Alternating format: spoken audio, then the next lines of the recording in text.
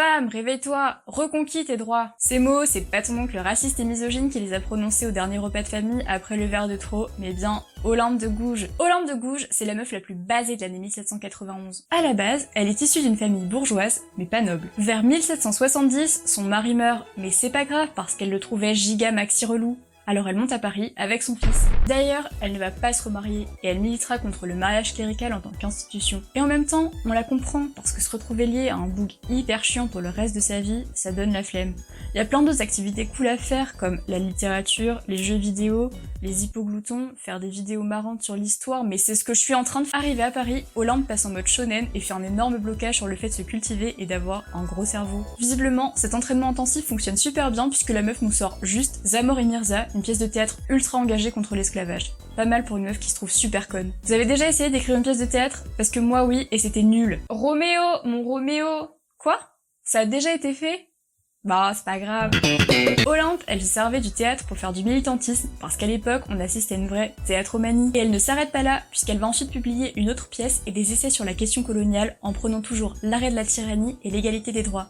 Je vous avais dit qu'elle était archi-basée ou pas? On connaît surtout Olympe de Gouges pour la Déclaration des droits de la femme et de la citoyenne. Parce qu'en 1791, Olympe elle s'est dit « Eh là, le truc des droits de l'homme, c'est pas un peu gay ce qui est pas un droit de la femme ?» Du coup, elle s'est tapée une grosse déterre et elle a rédigé la Déclaration des droits de la femme et de la citoyenne. Dans le texte, en gros, elle dit que les femmes doivent avoir les mêmes droits et les mêmes obligations citoyennes que les hommes. Parce que à ce moment-là, les femmes sont des éternelles mineures, toujours placées sous l'autorité de leur père puis de leur mari. Et là, Olympe elle dit non, et elle nous drop l'un des textes majeurs de la cause féministe, comme ça, en 2 spies. Et là, ces engagements féministes, ils sont pas bien passés. Et oui, parce qu'au temps des Lumières, quand t'es un homme qui pense à des trucs, tout le monde est du genre « Ouais mon gars, dis bien !» Alors que quand t'es une meuf, c'est plus « Casse les couilles cette connasse ! Je pense qu'on devrait lui infliger la mort, séant !» Je fais pas hyper bien l'accent du 18e, par contre je fais super bien l'accent québécois. Police des petites connasses. C'est marrant parce que les féministes qui sont aujourd'hui citées en mode « Bah tu vois, c'était ça le vrai féminisme, elles nous cassaient pas les couilles pour de la merde », bah y avait déjà des mecs qui leur cassaient les couilles en disant qu'elles en faisaient trop. Olympe de Gouges est donc guillotinée le 2 novembre 1793 pour avoir commis le crime horrible d'avoir réfléchi.